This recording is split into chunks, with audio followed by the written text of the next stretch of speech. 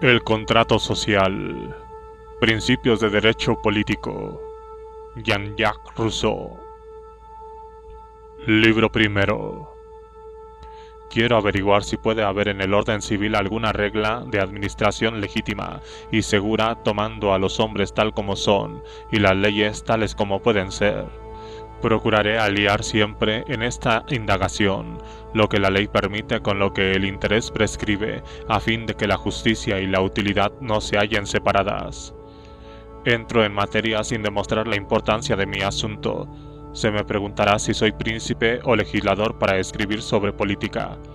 Yo contesto que no, y que por eso mismo es por lo que escribo sobre política.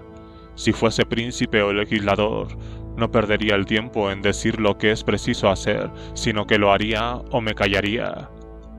Nacido ciudadano en un estado libre y miembro del soberano, por muy débil influencia que pueda ejercer mi voz en los asuntos públicos, me basta el derecho de votar sobre ellos para imponerme el deber de instruirme. Dichoso cuantas veces medito acerca de los gobiernos, por encontrar a mis investigaciones razones para amar al de mi país. Capítulo 1. Asunto de este primer libro. El hombre ha nacido libre y, sin embargo, por todas partes se encuentra encadenado, tal cual se cree el amo de los demás, cuando en verdad no deja de ser tan esclavo como ellos. ¿Cómo se ha verificado este camino? Lo ignoro. ¿Qué puede hacerlo legítimo? Creo poder resolver esta cuestión. Si no considerase más que la fuerza y el efecto que de ella se deriva, diría: mientras un pueblo se ve obligado a obedecer y obedece, hace bien, mas en el momento en que puede sacudir el yugo y lo sacude, hace todavía mejor, porque recobrando su libertad por el mismo derecho que se le arrebató, o está fundado el recobrada, o no lo estaba en el habérsela quitado. Pero el orden social es un derecho sagrado y sirve de base a todos los demás. Sin embargo, este derecho no viene de la naturaleza. Por consiguiente, está pues fundado sobre convenciones. Se trata de saber cuáles son estas convenciones, mas antes de entrar en esto, debo demostrar lo que acabo de anticipar. Capítulo 2. De las primeras sociedades. La más antigua de todas las sociedades y la única natural es la de la familia, aun cuando los hijos no permanecen unidos al padre sino el tiempo en que necesitan de él para conservarse. En cuanto a esta necesidad cesa, el lazo natural se deshace. Una vez libre los hijos de la obediencia que deben al padre, y el padre de los cuidados que debe a los hijos, recobran todos igualmente su independencia. Si continúan unidos luego, ya no lo es naturalmente, sino voluntariamente, y la familia misma no se mantiene sino por convención. Esta libertad común es una consecuencia de la naturaleza del hombre. Su primera ley es velar por su propia conservación. Sus primeros cuidados son los que se debe a sí mismo. Tan pronto como llega a la edad de la razón, siendo él solo juez de los medios apropiados para conservarla, adviene por ello su propio señor. La familia es, pues, si se quiere, el primer modelo de las sociedades políticas. El jefe es la imagen del padre, el pueblo es la imagen de los hijos, y habiendo nacido todos iguales y libres, no enajenan su libertad sino por su utilidad. Toda la diferencia consiste en que en la familia el amor del padre por sus hijos le remunera de los cuidados que le presta, y en el Estado el placer de mando sustituye a este amor que el jefe no siente por sus pueblos. Grocio niega que todo poder humano sea establecido en favor de los que son gobernados y cita como ejemplo la esclavitud. Su forma más constante de razonar consiste en establecer el derecho por el hecho. Se podría emplear un método más consecuente. Es pues dudoso para Grocio si el género humano pertenece a una centena de hombres o si esta centena de hombres pertenecen al género humano, y en todo su libro parece inclinarse a la primera opinión. Este es también el sentir de Hobbes.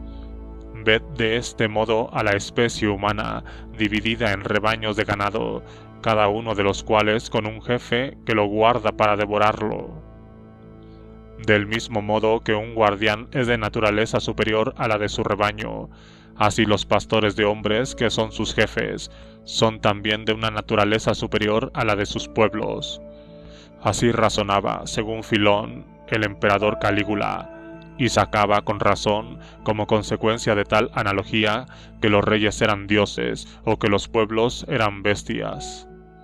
El razonamiento de Calígula se asemejaba al de Hobbes y al de Grocio. Aristóteles, antes de ellos dos, había dicho también que los hombres no son naturalmente iguales, sino que unos nacen para la esclavitud y otros para la dominación. Aristóteles tenía razón, pero tomaba el efecto por causa. Todo hombre nacido en una esclavitud nace para la esclavitud, no hay nada más cierto.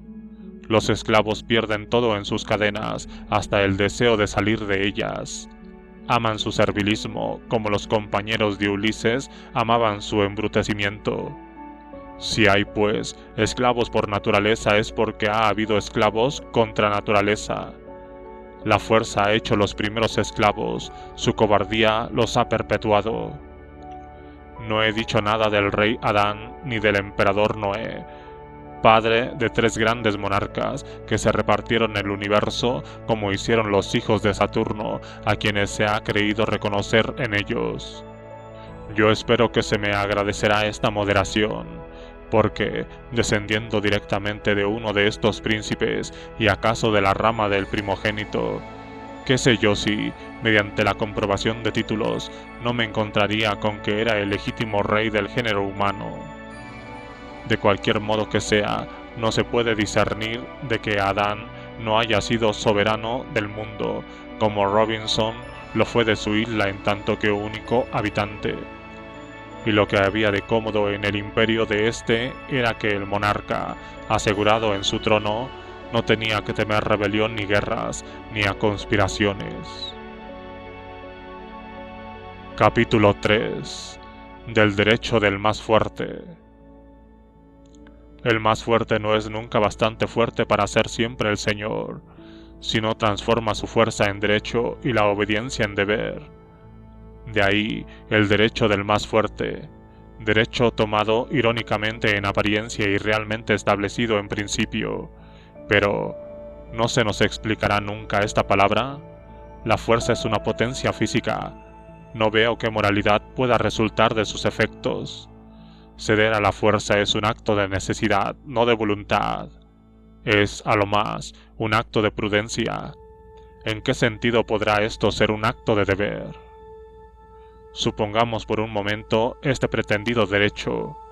Yo afirmo que no resulta de él mismo un galamatías inexplicable, porque desde el momento en que es la fuerza la que hace el derecho, el efecto cambia con la causa. Toda fuerza que sobrepasa a la primera sucede a su derecho. Desde el momento en que se puede desobedecer impunemente, se hace legítimamente. Y puesto que el más fuerte tiene siempre razón, no se trata sino de hacer de modo que se sea el más fuerte. Ahora bien, ¿qué es un derecho que perece cuando la fuerza cesa?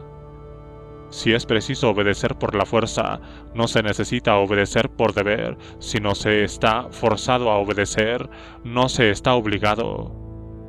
Se ve, pues, que esta palabra, el derecho, no añade nada a la fuerza, no significa nada absolutamente. Obedece al poder. Si esto quiere decir ceded a la fuerza, el precepto es bueno, pero superfluo, y contesto que no será violada jamás. Todo poder viene de Dios, lo confieso, pero toda enfermedad viene también de Él.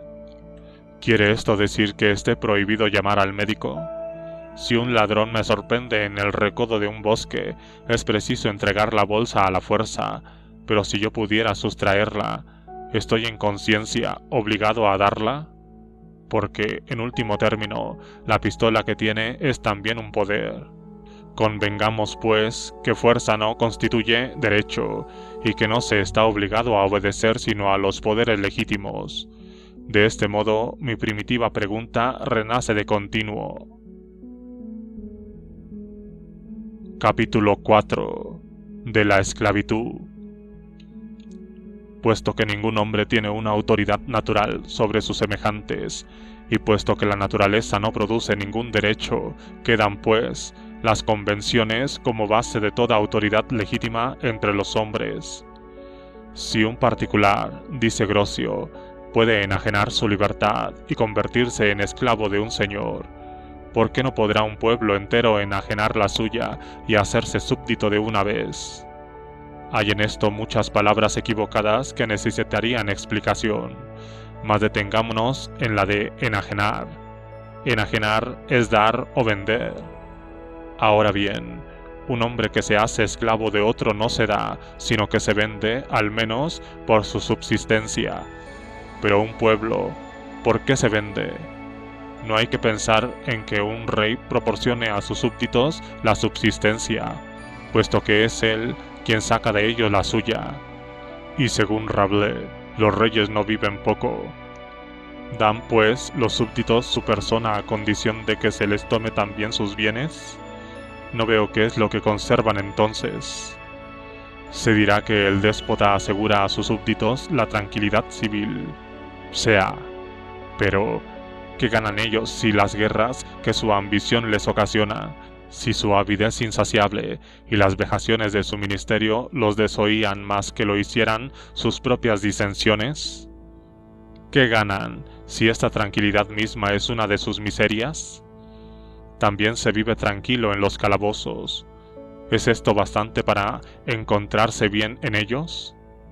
Los griegos encerrados en el antro de Cíclope vivían tranquilos esperando que les llegase el turno de ser devorados. Decir que un hombre se da gratuitamente es decir una cosa absurda e inconcebible. Un acto tal es ilegítimo y nulo por el solo motivo de que quien lo realiza no está en su razón. Decir de un pueblo esto mismo es suponer un pueblo de locos, y la locura no crea derechos. Aun cuando cada cual pudiera enajenarse a sí mismo, no puede enajenar a sus hijos. Ellos nacen hombres libres, su libertad les pertenece. Nadie tiene derecho a disponer de ellos sino ellos mismos. Antes de que lleguen a la edad de la razón, el padre puede, en su nombre, estipular condiciones para su conservación, para su bienestar, mas no darlos irrevocablemente y sin condición, porque una donación tal es contraria a los fines de la naturaleza y excede a los derechos de la paternidad. Sería preciso, pues, para que un gobierno arbitrario fuese legítimo, que en cada generación el pueblo fuese dueño de admitirlo o rechazarlo, mas entonces este gobierno habría dejado de ser arbitrario. Renunciar a la libertad es renunciar a la cualidad de hombres, a los derechos de humanidad e incluso a los deberes. No hay compensación posible para quien renuncia a todo. Tal renuncia es incompatible con la naturaleza del hombre e implica arrebatar toda moralidad a las acciones, el arrebatar la libertad a la voluntad. Por último, es una convención vana y contradictoria al reconocer, de una parte, una autoridad absoluta y, de otra, una obediencia sin límites. ¿No es claro que no se está comprometido a nada respecto de aquel de quien se tiene derecho a exigir todo? Y esta sola condición, sin equivalencia, sin reciprocidad, ¿no lleva consigo la nulidad del acto? ¿Por qué? ¿Qué derecho tendrá un esclavo sobre mí si todo lo que tiene me pertenece, y siendo su derecho el mío, este derecho mío contra mí mismo es una palabra sin sentido? Grocio y los otros consideran la guerra un origen del pretendido derecho de esclavitud. El vencedor tiene, según ellos, el derecho de matar al vencido, y éste puede comprar su vida a expensas de su libertad. Convención tanto más legítima cuanto que redunda en provecho de ambos. Pero es claro que este pretendido derecho de dar muerte a los vencidos no resulta, en modo alguno, del estado de guerra. Por el solo hecho de que los hombres, mientras viven en su independencia primitiva, no tienen entre sí relaciones suficientemente constantes como para constituir ni el estado de paz ni el estado de guerra, ni son por naturaleza enemigos. Es la relación de las cosas y no la de los hombres la que constituye la guerra. Y no pudiendo nacer esta de las simples relaciones personales, sino solo de las relaciones reales, la guerra privada o de hombre a hombre no puede existir, ni en el estado de naturaleza en que no existe ninguna propiedad constante, ni en el estado social en que todo se halla bajo la autoridad de las leyes. Los combates particulares, los duelos, los choques, son actos y no constituyen ningún estado. Y respecto a las guerras privadas, autorizadas por los estatutos de Luis IX, rey de Francia, y suspendidas por la paz de Dios, son abusos del gobierno feudal, sistema absurdo como ninguno, contrario a los principios del derecho natural y a toda buena política. La guerra no es, pues, una relación de hombre a hombre, sino una relación de estado a estado, en la cual los particulares solo son enemigos incidentalmente, no como hombres, ni aun siquiera como ciudadanos, sino como soldados. No como miembros de la patria, sino como sus defensores. En fin, cada estado no puede tener como enemigos sino otros estados, y no hombres, puesto que entre cosas de diversa naturaleza no puede establecerse ninguna relación verdadera. Este principio se halla conforme con las máximas establecidas en todos los tiempos y por la práctica constante de todos los pueblos civilizados. Las declaraciones de guerra no son tanto advertencia a la potencia cuanto a sus súbditos.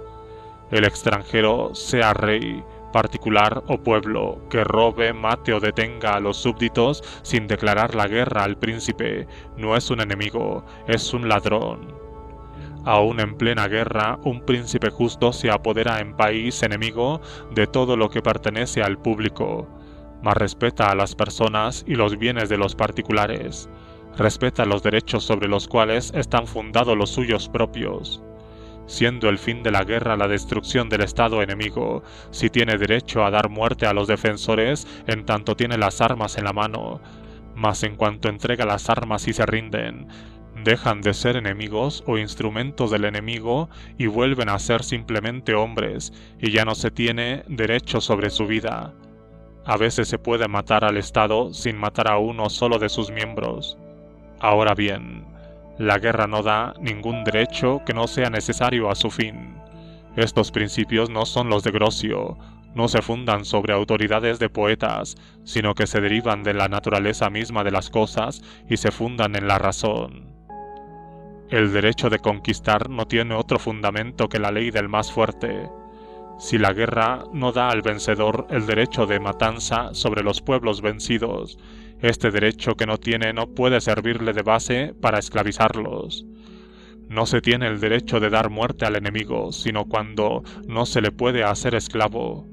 El derecho de hacerlo esclavo no viene, pues, del derecho de matarlo, y es, por tanto, un camino inicuo hacerle comprar la vida al precio de su libertad, sobre la cual no se tiene ningún derecho.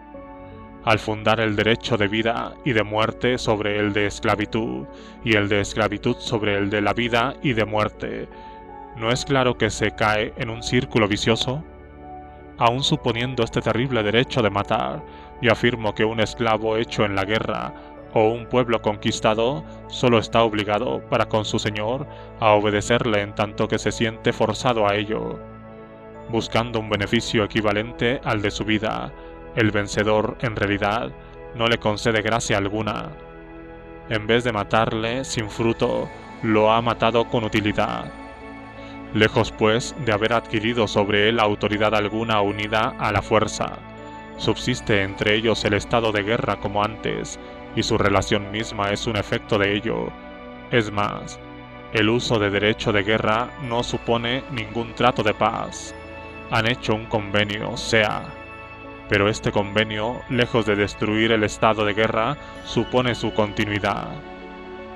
Así, de cualquier modo que se consideren las cosas, el derecho de esclavitud es nulo, no solo por ilegítimo, sino por absurdo y porque no significa nada.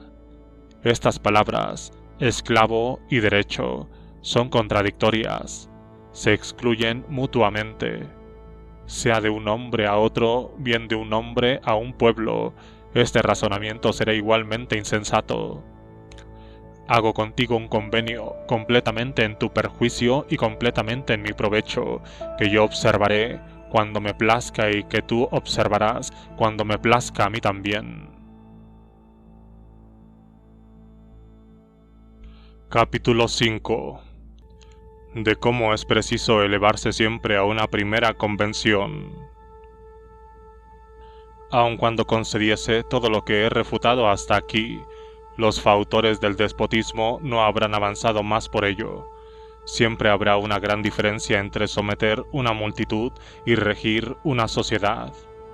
Que hombres dispersos sean subyugados sucesivamente a uno solo, cualquiera que sea el número en que se encuentren, no por esto dejamos de hallarnos ante un señor y esclavos, mas no ante un pueblo y su jefe. Es, si se quiere, una agregación, pero no una asociación. No hay en ello ni bien público ni cuerpo político. Este hombre, aunque haya esclavizado la mitad del mundo, no deja de ser un particular. Su interés, desligado del de los demás, es un interés privado. Al morir este mismo hombre, queda disperso y sin unión su imperio. Como una encina, se deshace y cae en un montón de ceniza después de haberla consumido el fuego. Un pueblo, dice Grocio, puede entregarse a un rey. Esta misma donación es un acto civil. Supone una deliberación pública.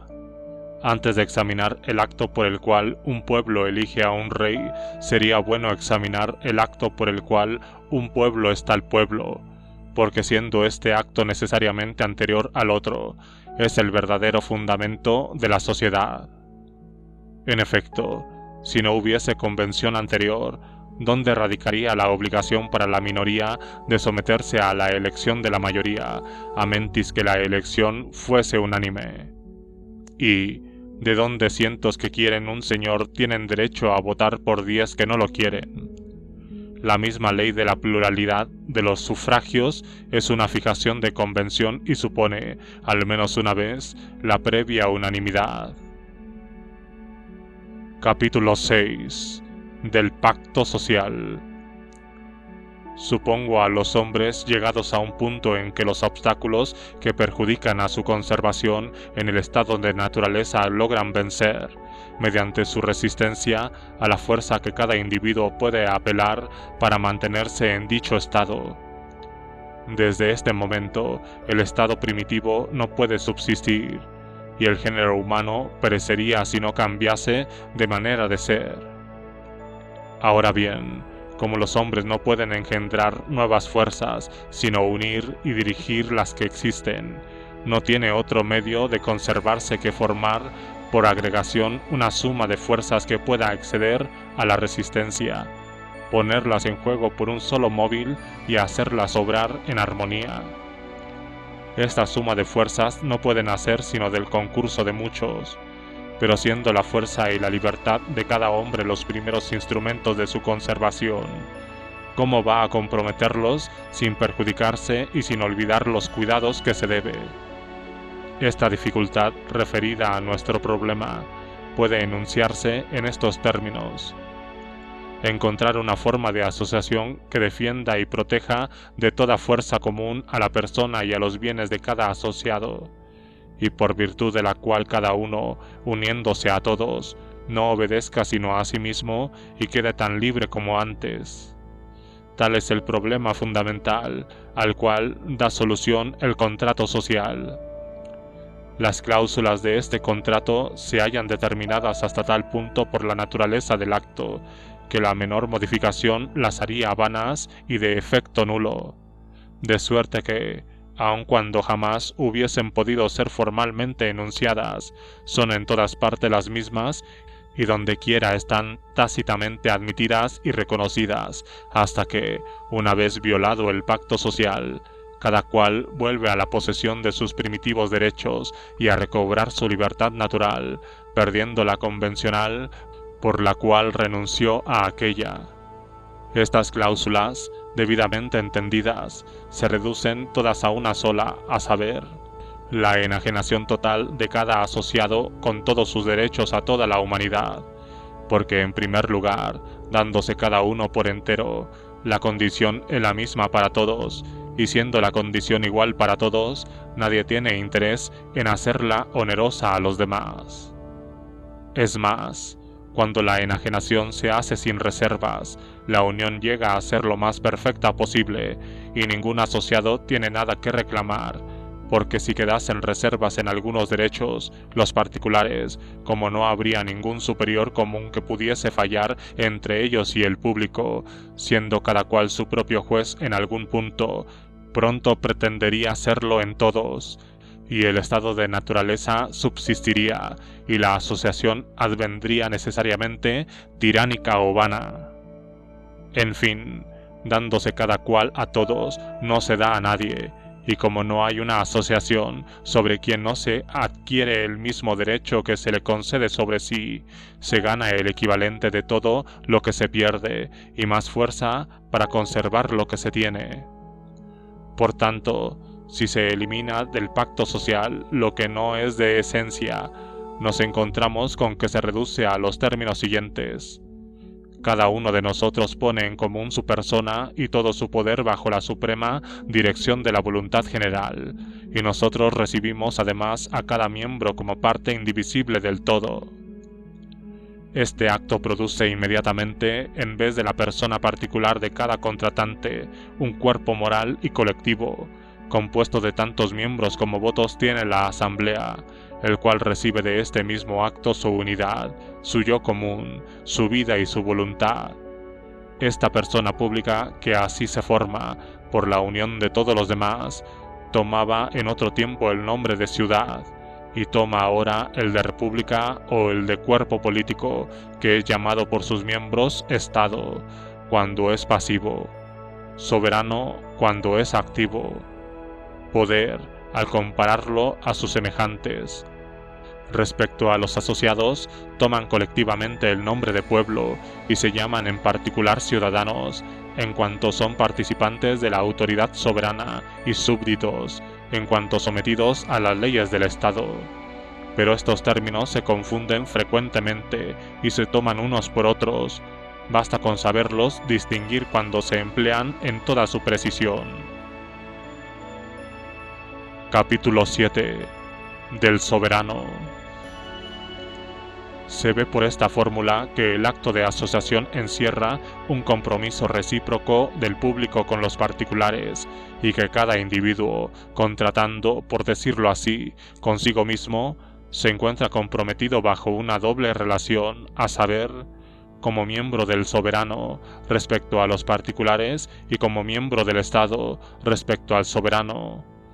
No puede aplicarse aquí la máxima del derecho civil de que nadie se atiene a los compromisos contraídos consigo mismo, porque hay mucha diferencia entre obligarse con uno mismo o con un todo de que se forma parte.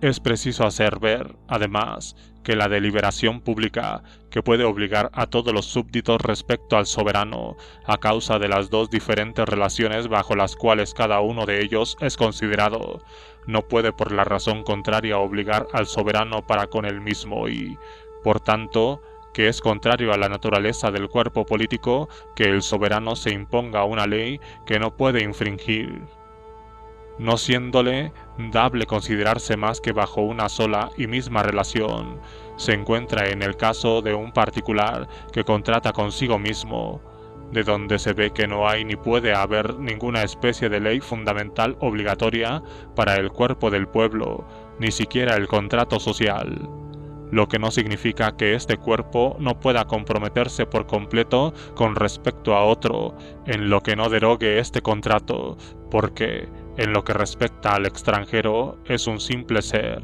un individuo. Pero el cuerpo político o el soberano, no derivando su ser sino de la santidad del contrato, no puede nunca obligarse, ni aun respecto a otro, a nada que derogue este acto primitivo, como el de enajenar alguna parte de sí mismo o someterse a otro soberano. Violar el acto por el cual existe sería aniquilarlo, y lo que no es nada no produce nada. Tan pronto como esta multitud se ha reunido así en un cuerpo, no se puede ofender a uno de los miembros ni atacar al cuerpo, ni menos aún ofender al cuerpo sin que los miembros se resistan. Por tanto, el deber, el interés, obligan igualmente a las dos partes contratantes a ayudarse mutuamente, y los mismos hombres deben procurar reunir bajo esta doble relación todas las ventajas que dependan de ella. Ahora bien, no estando formado el soberano sino por los particulares que lo componen, no hay ni puede haber interés contrario al suyo. Por consiguiente, el poder soberano no tiene ninguna necesidad de garantía con respecto a los súbditos, porque es imposible que el cuerpo quiera perjudicar a todos sus miembros, y ahora veremos cómo no puede perjudicar a ninguno en particular. El soberano, solo por ser lo que es siempre lo que debe ser.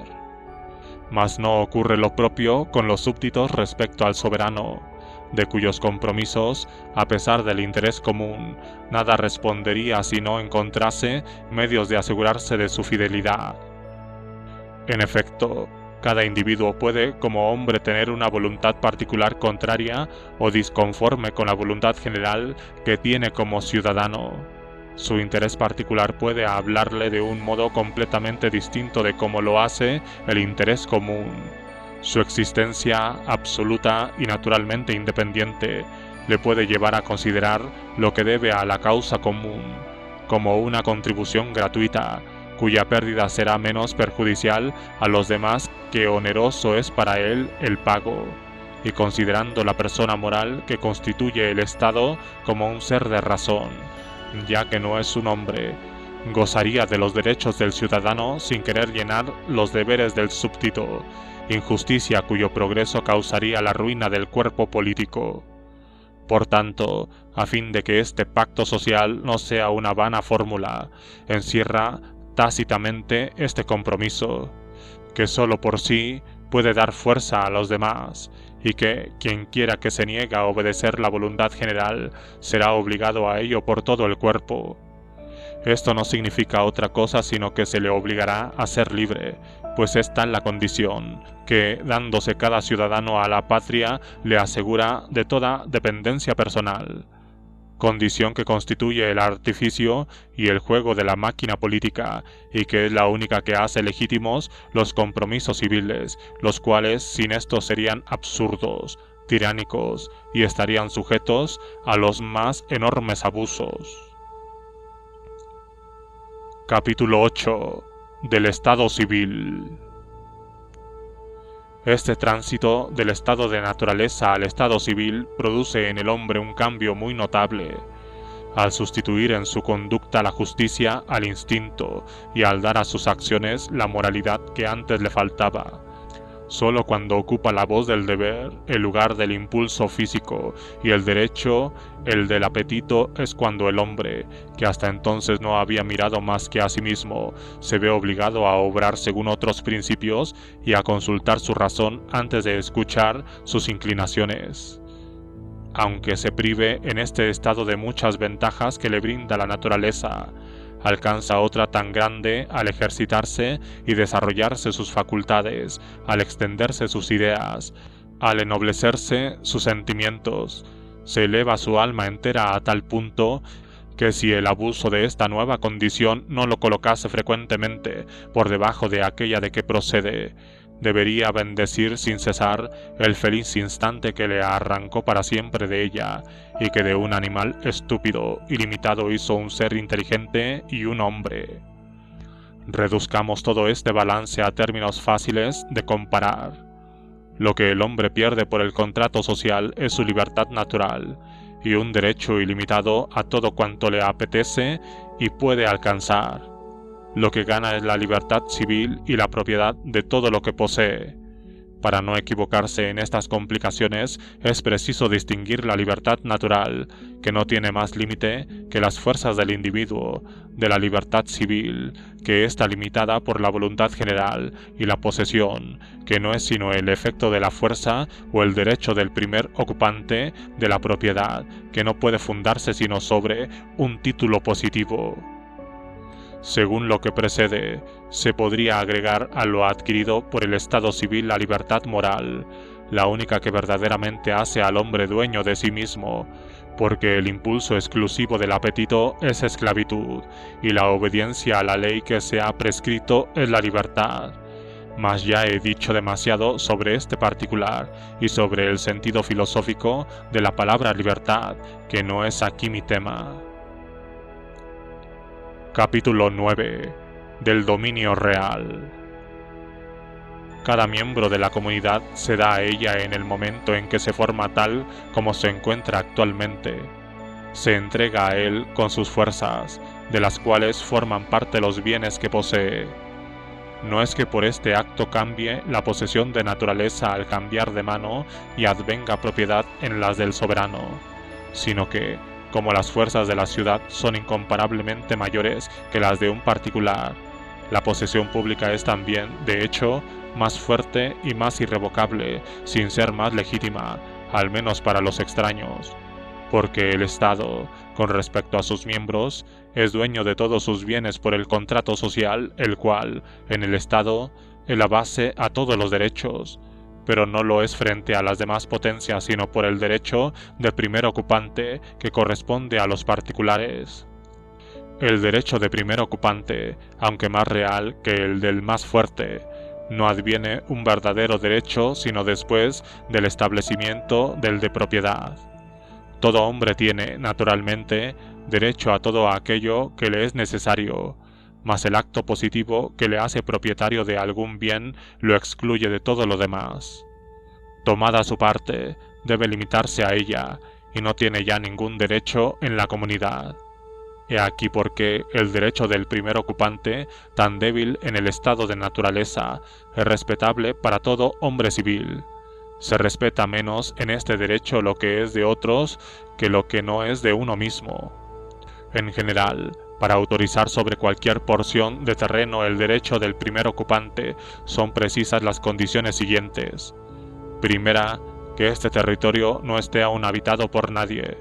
Segunda, que no se ocupe de él sino la extensión de que se tenga necesidad para subsistir. Y en tercer lugar, que se tome posesión de él, no mediante una vana ceremonia, sino por el trabajo y el cultivo, único signo de propiedad que, a falta de títulos jurídicos, debe ser respetado por los demás. En efecto, conceder a la necesidad y al trabajo el derecho de primer ocupante, ¿no es darle la extensión máxima de que es susceptible? ¿Puede no ponérsele límites a este derecho? ¿Será suficiente poner el pie en un terreno común para considerarse dueño de él? ¿Bastará tener la fuerza necesaria para apartar un momento a los demás hombres, para quitarles el derecho de volver a él? ¿Cómo puede un hombre o un pueblo apoderarse de un territorio inmenso y privar de él a todo el género humano, sin que esto constituya una usurpación punible, puesto que quita al resto de los hombres la habitación y los alimentos que la naturaleza les da en común? Era motivo suficiente que Núñez de Balboa tomase posesión, en la costa del Mar del Sur, de toda la América Meridional, en nombre de la Corona de Castilla, para desposeer de ellas a todos los habitantes y excluir de las mismas a todos los príncipes del mundo. De modo análogo se multiplicaban vanamente escenas semejantes, y el rey católico no tenía más que tomar posesión del universo entero de un solo golpe, exceptuando tan solo de su imperio lo que con anterioridad poseían los demás príncipes.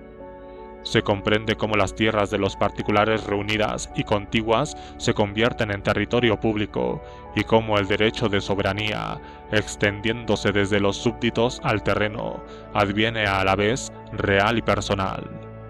Esto coloca a los poseedores en una mayor dependencia y hace de sus propias fuerzas la garantía de su fidelidad, ventaja que no parece haber sido bien apreciada por los antiguos monarcas, quienes, llamándose reyes de los persas, de los escitas, de los macedonios, parecían considerarse más como jefes de los hombres que como señores de su país. Los de hoy se llaman más hábilmente reyes de Francia, de España, de Inglaterra, etc., dominando así el territorio, están seguros de dominar a sus habitantes.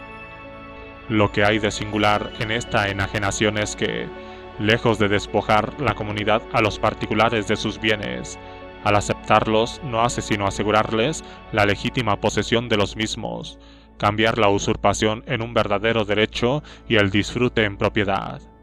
Entonces, siendo considerados los poseedores como depositarios del bien público, respetados los derechos de todos los miembros del Estado y mantenidos con todas sus fuerzas contra el extranjero por una cesión ventajosa al público y más aún en ellos mismos adquiere, por decirlo así, todo lo que han dado. Paradoja que se aplica fácilmente a la distinción de los derechos que el soberano y el propietario tienen sobre el mismo fundo, como a continuación se verá. Puede ocurrir también que los hombres comiencen a unirse antes de poseer nada y que, apoderándose enseguida de un territorio suficiente para todos, gocen de él en común o lo repartan entre ellos, ya por igual, ya según proporciones establecidas por el soberano.